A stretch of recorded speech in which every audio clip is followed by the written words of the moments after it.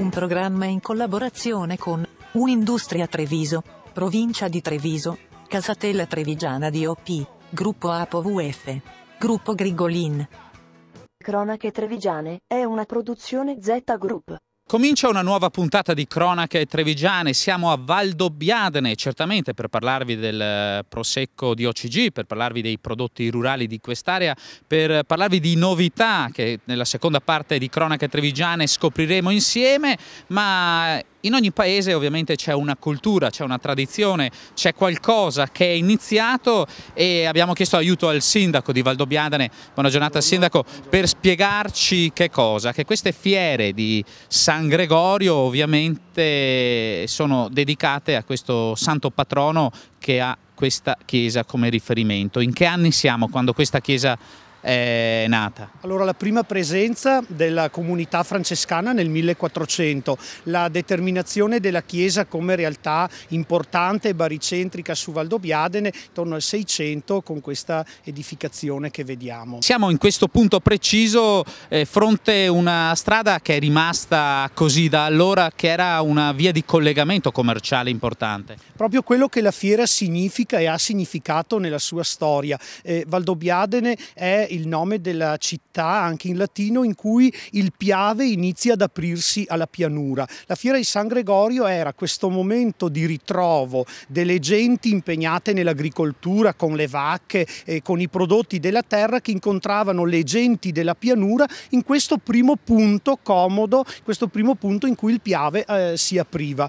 Questo luogo dove i monaci ovviamente coltivavano anche le erbe officinali come da loro tradizione, che era una grande innovazione allora, no? E divideva in tre Valdobbiadene. Valdobbiadene era divisa in 3 punti. Sì, si scrive spesso di questa triangolazione rispetto all'antica chiesa di San Gregorio, la realtà di Colderove, la realtà di Martignago, come 2 punti degli insediamenti delle genti valdobbiadenesi, ecco, collegati nel momento della cristianità, nel filone culturale della devozione popolare, certamente centrato sulla figura di Gregorio Magno.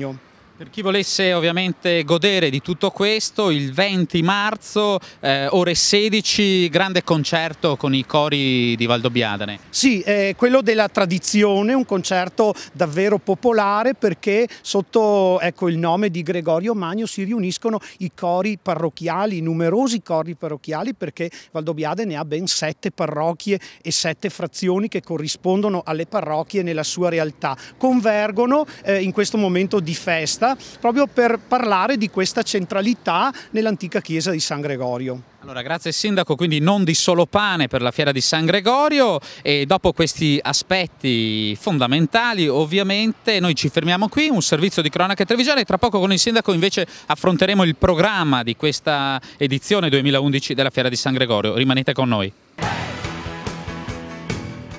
Il preparato antismog TiO2 System è un sistema innovativo che sfrutta l'energia solare ed una serie di particolari cristalli per ossidare gli inquinanti e trasformarli in sostanze non più nocive.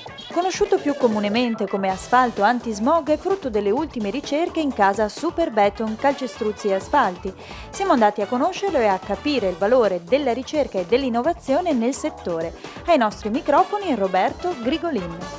Indubbiamente questo è una delle componenti fondamentali per attestare e dare delle qualità e garanzie al prodotto che prima erano in maniera più standardizzata, quindi i vari prodotti li stiamo sperimentando in continue valutazioni sui vari territori, sulle varie situazioni, perché vogliamo trovare e dare quelle risposte che oggi possono dare un certo contributo, soprattutto l'ultimo prodotto che stiamo proponendo e che sta oggi attraversando una certa sperimentazione, è sulle zone urbane, su determinate aree dove ci sono degli eventi straordinari, l'asfalto antismog. Ma come funziona esattamente questo nuovo conglomerato bituminoso capace di sfruttare l'energia solare per abbattere gli inquinanti? Lo abbiamo chiesto al dottor Flavio Merlo, responsabile ricerca conglomerati bituminosi. L'asfalto antismog è un asfalto che coniuga le caratteristiche di un'usura speciale, studiata precedentemente per garantire caratteristiche di elevata sicurezza e quindi di grip elevato anche in caso di condizioni meteorologiche avverse, quindi pioggia, e con un trattamento superficiale a base di biossido di titanio in grado di abbattere gli inquinanti atmosferici, in particolar modo il biossido di azoto, gli ossidi di azoto in genere, gli ossidi di zolfo e il COV, il carbonio organico volatile. I centri urbani, ovvero i luoghi maggiormente frequentati dalle famiglie, dove i bambini giocano nei parchi pubblici e gli anziani passeggiano all'aperto, sono quelli maggiormente sottoposti ad una forte incidenza di smog e polveri sottili nell'aria. Sono infatti le aree urbane l'obiettivo del nuovo asfalto Superbeton, come ci spiega il dottor Flavio Merlo.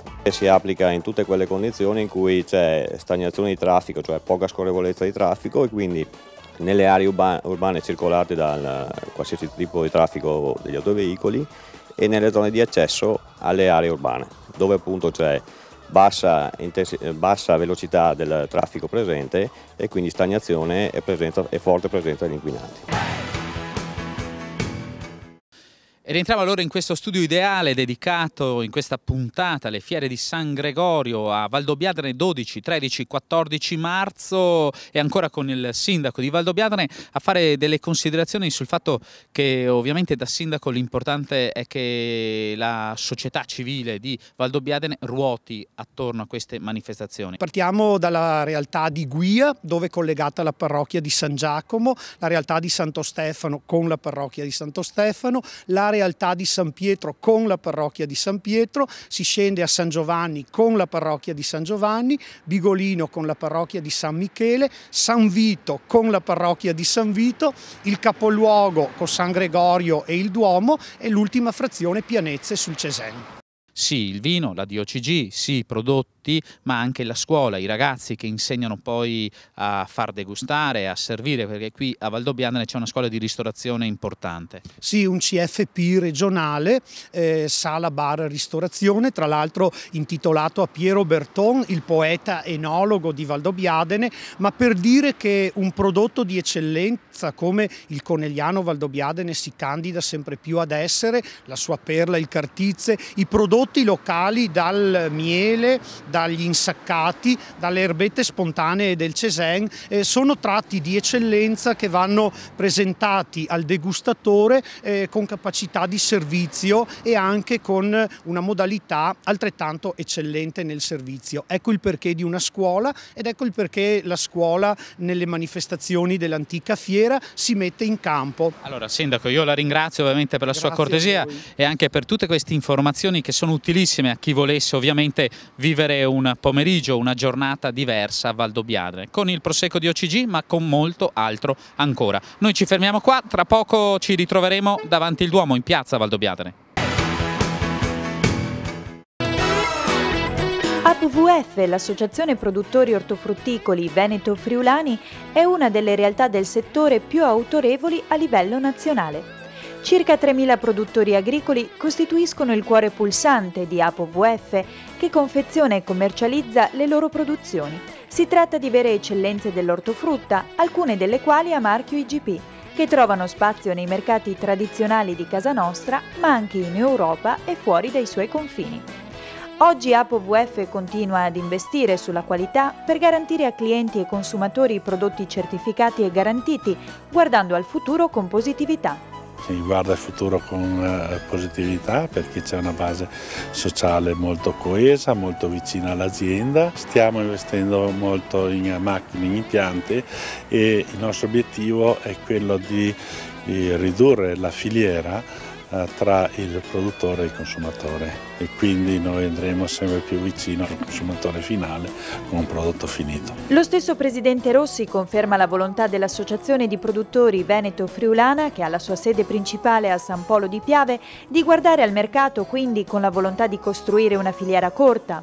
Raccolta diretta, si lavora qui in confezioni da 4, 6, 8, dipende, cassettine da 1 kg, 2 kg, e si manda subito in distribuzione. E questa è una garanzia di prodotto fresco, di qualità e genuinità. Dal campo alla tavola con prodotti tipici nostri. Abbiamo cambiato strategia, non si va più alla grande distribuzione attraverso un'azienda di servizi, ma si va in diretta attraverso i produttori. I produttori fanno della differenza e il territorio ci aiuta molto per questa differenza. ApoVF quindi resta legata alla propria missione, che vede in cima alla lista delle priorità la soddisfazione dei suoi soci produttori e dei consumatori finali. La sfida e la vittoria passa attraverso un prodotto e un territorio. Noi abbiamo dei prodotti IGP, dei prodotti meravigliosi. È importante che i consumatori acquistino i prodotti di stagione, e questa è una garanzia.